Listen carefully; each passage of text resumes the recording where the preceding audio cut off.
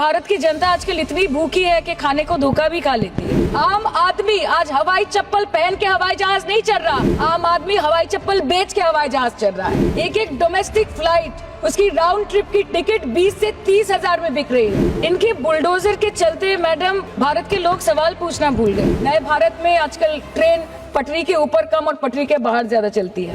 पहले आम आदमी पॉकेट में पैसा लेके बाजार जाता था और थैली भरकर सामान लाता था, लेकिन अमृत काल में आदमी थैली भरकर पैसा लेके जाता है और पॉकेट में आलू टमाटर प्याज लेके घर वापस आता है। ये बेटी बचाओ बेटी पढ़ाओ तो 10 साल पहले मोदी जी ने लॉन्च किया था, लेकिन उसके 80% पैसे सिर्फ पब्लिसिटी और मार्केटिंग और एडवर्टाइजमेंट में खर्च कर दिए। तो आपको अगर सब जगह से पैसा चाहिए तो मुझे ये बात समझ में नहीं आती कि लोग खुद के लिए आपको वोट देते हैं कि आपके फायदे के लिए वोट देते हैं। लोकसभा पे खर्च करके क्या फायदा मैडम, जब यहाँ पे विपक्ष को बोलने का अधिकार ही न हो। और आपके अमृत काल में The cost of medical treatment has been doubled in the last 5 years. Regularly लिए जाने वाले दवाइयों की कीमत 50% बढ़ गई। माननीय वित्त मंत्री ने पहले कहा था कि बहुत हो गई महंगाई की मार, अब की बार मोदी सरकार। और आज उनके विचार में inflation is an international problem, महंगाई एक अंतरराष्ट्रीय समस्या है। तो विश्व गुरु विश्व बंधु इस अंतरराष्ट्रीय समस्या का समाधान क्यों नहीं कर पा रहे? मैडम भारत में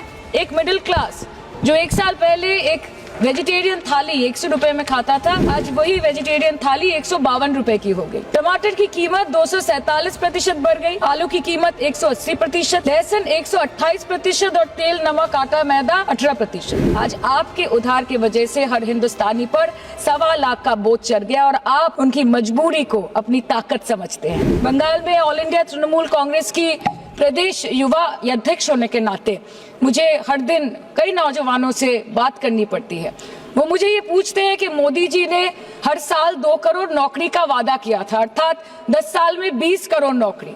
उन नौकरियों का क्या हुआ, उन वादे का क्या हुआ? मैं बस उन्हें यही कह पाती हूँ कि पत्ते तो झड़ते हैं उठाता है कोई कोई, वादे तो सभी करते हैं निभाता है कोई कोई। प्रधानमंत्री जी बोलते हैं सबका साथ सबका विकास सबका विश्वास।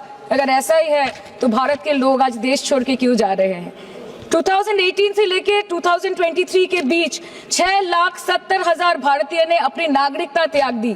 सिर्फ 2022 में ये संख्या करीबन 2,25,000 की थी।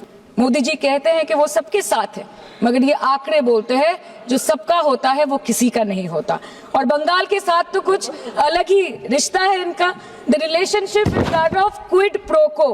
बंगाल में सिर्फ दीदी है तो मुमकिन है, ठुकरा के मेरा प्यार मेरा इंतकाम देखेगी। मतलब वोट है तो नोट है और वोट नहीं तो नोट नहीं। सो आप सबका साथ सबका विकास जो बोलते हैं, is it hinging on colour coding? आपको रंग पसंद नहीं तो आप बंगाल के लोगों को पैसा नहीं दोगे और फिर आप आके बोलते हो कि हम बंगाल में जीत क्यों नहीं पाते? Ma'am this is the reason, this step motherly attitude, जिसके लिए बंगाल के लोग हर बार इनको बड़े बड़े रसगुल्ला खिलाकर वापस दिल्ली भेज देते हैं।